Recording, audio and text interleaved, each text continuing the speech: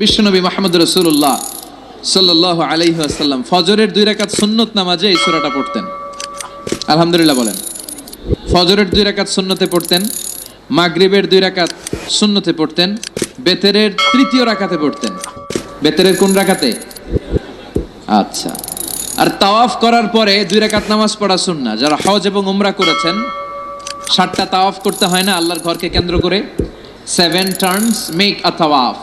7 বার আল্লাহর এই কাবা ঘরের চারদিকে ঘুরলে একটা তাওয়াফ হয়। শুরু করতে হয় ব্ল্যাক স্টোন কর্নার থেকে, আর রুকনুল হাজারিল আসওয়াদ, যেখানে একটা স্টোন আছে পাথর, এটা জান্নাতি পাথর। এটাতে চুমু দিলে এই পাথরটা ওই যিনি চুমু দিয়েছে তার জীবনের সব পাপ আর গুনাহকে শুষে নেয়। কিয়ামতের দিন আল্লাহ ওই পাথরের একটা জিহ্বা দিবে, ঠোঁট দিবে, চোখ দিবে। সেই মুখ দিয়ে আল্লাহর সামনে দাঁড়িয়ে দাঁড়িয়ে যারা যারা এই পাথরে চুমু দিয়েছিল তাদের পক্ষে আল্লাহর সামনে সুপারিশ করবে। প্রতিদিন এই কাবা ঘরকে কেন্দ্র করে 120টা রহমত নাজিল হয়। সিত্তুন আলী তাইফিন, 60টা রহমত যারা কাবা ঘরের চারদিকে শুধু প্রদক্ষিণ করে, তাওয়াফ করে। আর বাঈন লিল মুসাল্লিন, 40টা হচ্ছে যারা কাবা ঘরের সামনে সালাত পড়ে। ওয়াল 20 লিন নাযিরিনা ইলাল কাবা, বাকি 20টা সওয়াব যারা তাওয়াফও করে না, সালাতও পড়ে না, শুধু কাবার দিকে তাকিয়ে থাকে। সুবহানাল্লাহ বাড়িতে গিয়ে বললেন, কাবার দিকে তাকিয়ে থাকলেও সওয়াব আছে না নাই? এই তাওয়াফ করার পরে 2 রাকাত নামাজ পড়তে হয়। কয় রাকাত? বিশ্বনবী এই 2 রাকাতের প্রথম রাকাতে পড়তেন সূরাতুল কাফিরুন, কুল ইয়া আইয়ুহাল লা আ'বুদু মা, এটা প্রথম রাকাতে পড়তেন। আর দ্বিতীয় রাকাতে বিশ্বনবী সূরাতুল ইখলাসটা পড়তেন। যেদিন যাবেন কাবা ঘরে হজ বা উমরার নিয়তে, মনে থাকবে তো? তাওয়াফের পরে 2 রাকাত, প্রথম রাকাতে সূরাতুল কাফিরুন, দ্বিতীয় রাকাতে সূরাতুল ইখলাস। এই সূরাকে বিশ্বনবী সুলুসুল কোরআন বলেছেন, 1/3 অফ দ্য বুক। বিশ্বনবী বলেছেন সূরাতুল ইখলাস সুলুসুল কোরআন। এই সূরাটা হলো কোরআনের 3 ভাগের 1 ভাগ।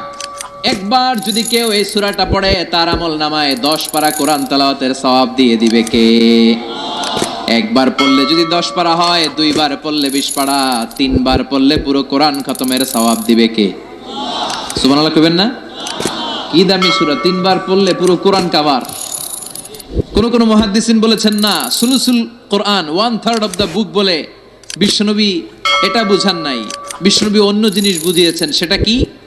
আপনি যদি আমাকে বলেন যে হুজুর পুরো কোরআনের 30 পারায় আল্লাহ কি বলেছে, আপনি 3 কথায় বলেন, তাহলে আমাকে বলতে হবে আল্লাহ বলেছেন কোরআনে তাওহীদের কথা, আল্লাহ বলেছে কোরআনে রিসালাতের কথা, আল্লাহ বলেছে কোরআনে আখিরাতের কথা। 3টা, তাওহীদ, রিসালাত, আখিরাত। সবাই বলেন তাওহীদ, তাওহীদ, রিসালাত, আখিরাত। তো যেহেতু এই সূরাটা তাওহীদকে অ্যাকোমোডেট করে, তাওহীদের মুখপাত্র, এজন্য কেমন যেন এই সূরাটা কোরআনের 3 ভাগের 1 ভাগ। সুবহানাল্লাহ বলবেন না? এত দামি সূরা। বিশ্বনবী মক্কা থেকে মদিনাতে যখন হিজরতে গেলেন, মদিনায় যাওয়ার আগে কোবা পল্লীতে কিছুদিন ছিলেন। সেখানে একটা মসজিদ বানালেন। ওই মসজিদের একজন ইমাম তিনি নিয়োগ করে মদিনাতে চলে আসলেন। মদিনাতে এসে কোথায় মসজিদে নববী বানাবেন জায়গা খুঁজতেছেন। বিশ্বনবী কিন্তু ভালো লোকেশন খুঁজতে জানতেন। বিশ্বনবী লোকেশন খুঁজে খুঁজে এমন একটা জায়গা নির্ধারণ করলেন যেটা ছিল মদিনার একেবারে মাঝখানে। সেখানে নিজ হাতে পাথর কেটে বিশ্বনবী মসজিদে নববী বানালেন। মসজিদে নববীতে তিনি ইমামতি করতে শুরু করলেন। আর ওই যে কোবা পল্লীতে যে মসজিদ বানিয়েছে, কোবা মসজিদের একজন ইমাম বানালেন বিশ্বনবী। ইমাম ছিলেন তো? মানে কি? নেতা। ইমাম মানে নেতা। তো ইমাম সাহেব জাহারি নামাজগুলো মাগরিব, এশা আর ফজরের প্রত্যেক রাকাতেই সূরা ফাতিহার পরেই সূরা ইখলাস পড়ে। কি পড়ে? প্রথম রাকাতেও ইখলাস, দ্বিতীয় রাকাতেও ইখলাস। এশার প্রথম রাকাতেও ইখলাস, দ্বিতীয় রাকাতেও ইখলাস। ফজরের প্রথম রাকাতেও ইখলাস, দ্বিতীয় রাকাতেও ইখলাস। আপনাদের এলাকার ইমাম সাহেব প্রত্যেক নামাজে খালি সূরা ইখলাস পড়ে। মাগরিবের নামাজও ইখলাস, এশার সময়ও ইখলাস, ফজরের সময়ও। কি করবেন? ইমাম রাখবেন? কি কইবেন? আজকে ইমামের একদিন কে আমার একদিন, পাইছেন কি? আর কোন সূরা পারেন না তো? ওই কোবাম পল্লীর যে মুসল্লিরা এরাও ধরছে টাইট করে, কি ইমাম সাহেব ঘটনা কি আপনার, হয়েছেটা কি, সমস্যা কি? প্রতি রাকাতে সূরা ইখলাস কেন পড়েন? ইখলাস ছাড়া অন্য কোন সূরা কি আপনি পারেন না? অন্য কোন সূরা আপনার জানা নাই? অন্য কোন সূরা আপনার মুখস্থ নাই?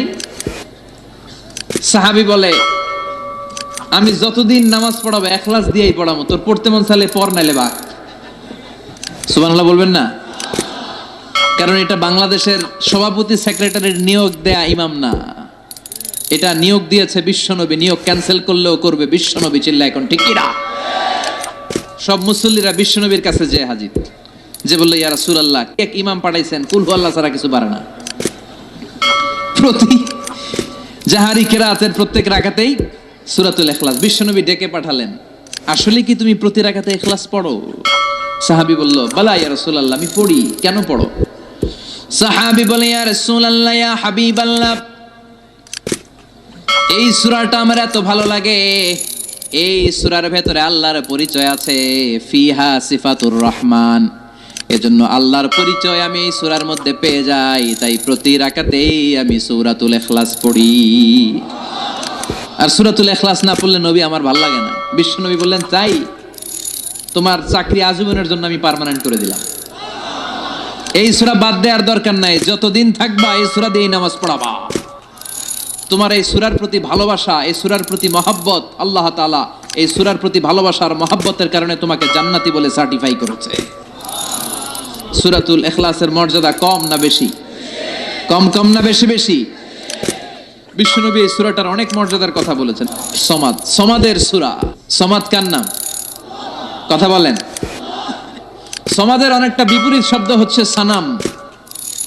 সানাম মানে মূর্তি, সানাম মানে, কথা বলেন, সনাম মানে মূর্তি। বিশ্বনবী যখন প্রথম ওহী পেলেন, ওই সময় একটা লোক মূর্তির পূজা করত, মূর্তিরে খুব ভালোবাসতো আর বগল দাবা করে রাখতো। এটার কাছে রাত্রিবেলা কেঁদে কেঁদে চাইতো আর মনের জ্বালাগুলো এটার সাথে শেয়ার করত। সে মনে করতে এই মূর্তি আমারে বাঁচাবে, সব সময় তার একটাই জিকির, সানাম সানাম সানাম। একদিন এই মূর্তিটাকে রেখে সে কোনো একটা কাজে গিয়েছে, কাজ শেষে সে এসে দেখে মূর্তির গায়ে পানি। সে ভাবলো, আমার খোদার গায়ে যেহেতু পানি, এটা নিশ্চয়ই ভালো পানি হবে। He thought it could be the water of mercy and blessings, it could be the water of rahma. যেহেতু আমার খোদার গায়ে পানি, নিশ্চয়ই এটা রহমতের পানি হবে, বরকতের পানি হবে। তো রহমতের পানি তো নষ্ট করে লাভ নাই, এক কাজ করি, এটাকে খেয়ে ফেলি। When he thought it could be the water of mercy and blessings, he started to suck it with his tongue. জিহ্বা দিয়ে এবার চাটতে শুরু করছে, রহমতের পানি পেটে ঢুকানোর জন্য চাটতে শুরু করেছে। When he started to suck it, he found the taste is little bit bitter. যখন চাটতে শুরু করছে, দেখে যে স্বাদটা কেমন যেন কটা কটা লাগে, টক টক লাগে, কটা কটা টক টক, হাজমুলার মতো। কিসের মতো? কিরে টক টক কটা কটা কেন? If it is the water of mercy, it should be sweeter. এটা যদি রহমতের পানি হয়, এটা তো সুইট হওয়ার কথা, মিষ্টি হওয়ার কথা। কটা লাগে কেন? ঘটনা কি? নিশ্চয়ই কোনো ভেজাল আছে। এবার ভেজাল খুঁজতে বাইরেছে। ভেজাল বিরোধী আন্দোলন আছে না বাংলাদেশে? কিরে ভেজাল হইলো কোথায়? খুঁজে দেখে দুইটা খেকশিয়াল, ফালাবান, দুইটা খেকশিয়াল একটা ঠ্যাং উঁচু করে রাখছে, মাঝখান দিয়ে এখনো রহমতের পানি পড়তেছে। এবার তো ধরে ফেলছে, হায় হায়, মনে করছে রহমতের পানি, এখন দেখি কুত্তার মুত, এখন দেখি খেকশিয়ালের পেশাব, হায় হায় হায়। কারে এতদিন নম নম করলাম, নমস্ত নমস্ত গাইলাম, কার সামনে মাথা নোয়ালাম, কার সামনে এত চোখের পানি ফেললাম, এটা নিজেকেই নিজে খেকশিয়ালের পেশাব থেকে বাঁচাতে পারে না, ও আমারে বাঁচাবে কি? ঠিক কিনা? এবার মূর্তিটাকে, সানামটাকে ধরে মেরেছে আছাড়। ভাঙ্গা মূর্তি নিয়ে বিশ্বনবীর কাছে এসেছে। এসে বলে, আব্দুল্লাহর বেটা মোহাম্মদ, এতদিন ধরে আমি বুঝি নাই, মূর্তিটারে খোদা মনে করতাম, এইটারে ডাকতাম, এতদিন ভাবছি খোদা, এখন দেহি হুদা। এতদিন ভাবছি, এখন দেখি এটার কোনো পাওয়ার নাই, এটার কোনো ক্ষমতা নাই, আমি আর এই মূর্তির পূজা করতে চাই না, আপনি আমাকে শাহাদাতের বাণী পাঠ করিয়ে দেন। সুবহানাল্লাহ পড়েন। ঝিনুকের ভেতর লুকিয়ে থাকে যেমন মতি, ঝিনুকের ভেতর লুকিয়ে থাকে যেমন মতি, কলমা শাহাদাতে আছে আল্লাহর জ্যোতি, কলমা শাহাদাতে আছে আল্লাহর জ্যোতি। পড়েন সবাই। ঝিনুকের ভেতর লুকিয়ে থাকে যেমন মতি, ঝিনুকের ভেতর লুকিয়ে থাকে যেমন মতি কালমা।